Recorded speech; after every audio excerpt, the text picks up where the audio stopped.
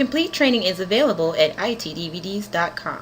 When we perform a clean installation of Windows 7, we're either going to install it on a computer that does not have any operating system on the hard drive, or if it does have an operating system on the hard drive, we're going to completely wipe that operating system out and just install Windows 7. So to perform a clean installation, I've inserted my Windows 7 DVD into my computer and booted it up, and it brings us to this Windows 7 screen. Now, if we have an operating system already on the hard drive, then we should see a prompt while it's booting up that says press any key to boot from DVD. And we just want to press any key, and that'll bring us to this Windows 7 screen.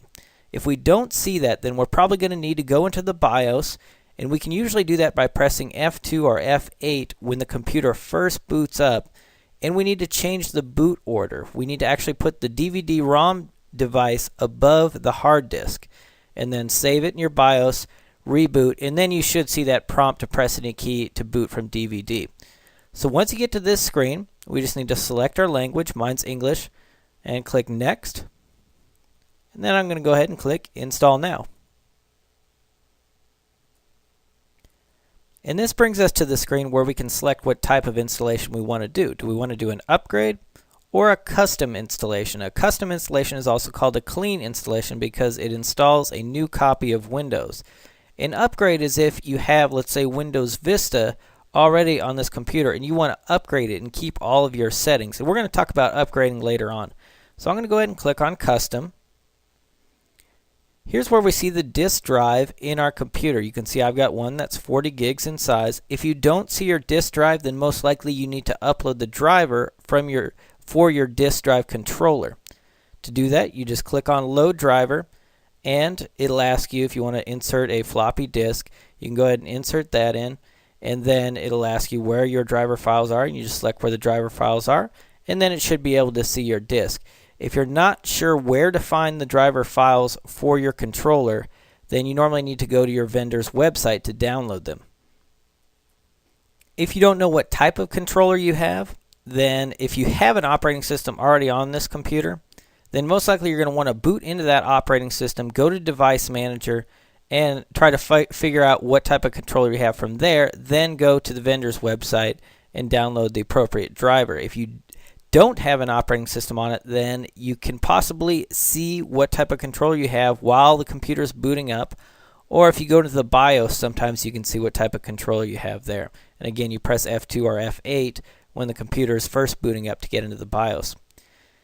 Now, I can either install Windows 7 on all 40 gigs, so basically my C drive is going to be 40 gigs in size, or I can create a partition if I'd like.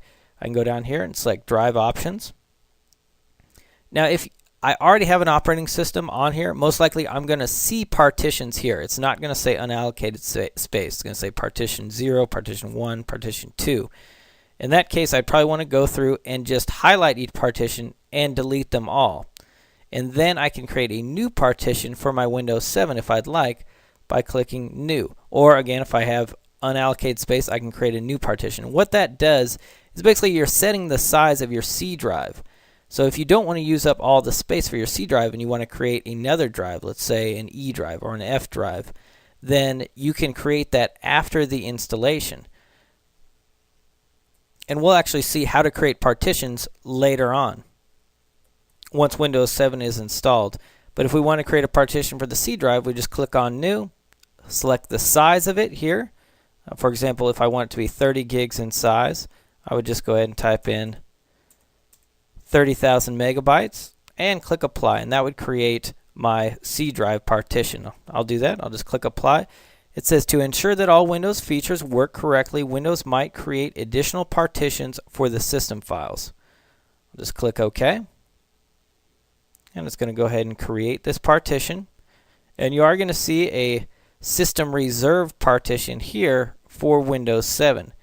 And this Disk 0 Partition 2 is actually going to be our C drive. And this unallocated space is something we can create another drive on later on after Windows 7 is installed. Now I'm actually going to install it completely on all 40 gigs. So I'm just going to go ahead and delete these partitions that it created. I'll just select them, click Delete, and I'll select the System Reserve, click Delete, and click OK. Now the last option we would have if we had a current partition on here is we can extend it out. Let's say we have a partition that's not big enough, let's say a 10 gig partition. For some reason we want to keep that partition. We can highlight it and click extend, and that'll let us make it bigger. So I'm going to use the whole 40 gigs, so I don't have to do anything. I just highlight it, click next, and it's going to go ahead and copy the files. Then it's going to expand them, install the features, install the updates, and complete the installation. Okay, finished copying the files. Now it's going to expand the Windows files. And again, if you're familiar with the Windows Vista installation, this looks very, very similar. Now, this is also very similar to the Windows Server 2008 installation.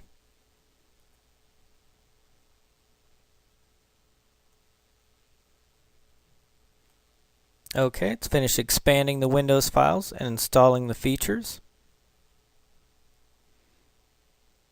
And now it's going to complete the installation. It's actually going to reboot, come back up, and it'll go through one more set of completing the installation, and then it'll be all done. Okay, now it's just completing the installation.